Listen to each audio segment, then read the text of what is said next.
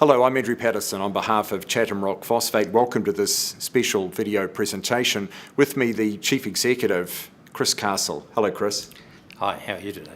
This is a fascinating project. Just give us a sense of what's involved here.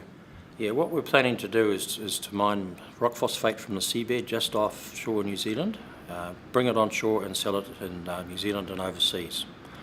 It's exciting because it's an idea which has been looked at for about 50 years and now it's an idea of its time. The economics of the project work very well and it's technically feasible. You're very passionate about this. You've been interested in this project for a long time. Yes, I am. This project has been around for over 50 years and it hasn't worked in the past because the rock phosphate price wasn't high enough. It is now, and there's technical feasibility there now. For example, GPS didn't exist before. You need that to mine carefully at depths. So it's an idea for its time now. So it's technically challenging. Why does it make sense? Well, it's technically challenging in the sense that it's under the sea, but it's not at great depths. It's much shallower depths than other marine mining projects, and it's really just a simple dredging operation. What about the quality of the product? The rock itself is really interesting because it's you can use it for a number of different uses. You can use it to make superphosphate, or you can use it for direct application, or dicalcic phosphate. And those are all different sorts of fertilisers that a lot of rocks aren't suitable for, that you can use them for all three. Ours is a special rock. So Chris, marine mining is still in its formative stages. Why do you think this project will succeed? Because it's technically easier. It's shallower water, the material itself is easier to extract off the seabed, and it's closer to the market. Some of the other projects are much deeper water and it's hard rock mining, so you have to break up the rock under the surface, then bring it up. Those are challenges that have not yet been solved. Ours is just straightforward dredging, but at greater depths. Where have you raised the money to this point, and why have investors chosen to invest? Most of the money's come from overseas, specifically from American investors who understand marine mining and how this is a new industry which is worthwhile taking the risks.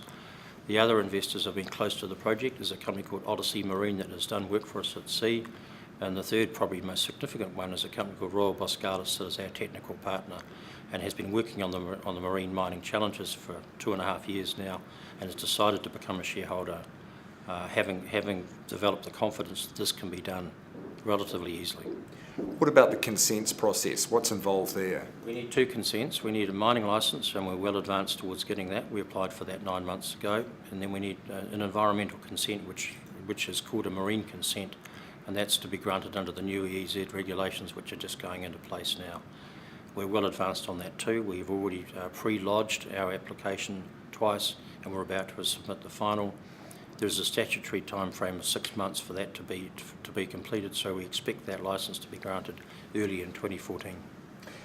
And if the licence doesn't succeed, then that creates a problem for you? Well, we think the mining licence is relatively straightforward. We've already been assured that there are no showstoppers in that by the relevant government ministry. The other licence is going to be harder to get, but we're confident that given the amount of science we've undertaken and our understanding of the marine environment out there, that there will be no serious challenges to that. So how much more cash do you actually need?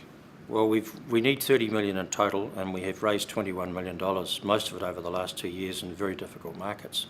We're now raising another 9 million, 9 to 10. Of that, we need 4 at the moment to complete the marine consenting process.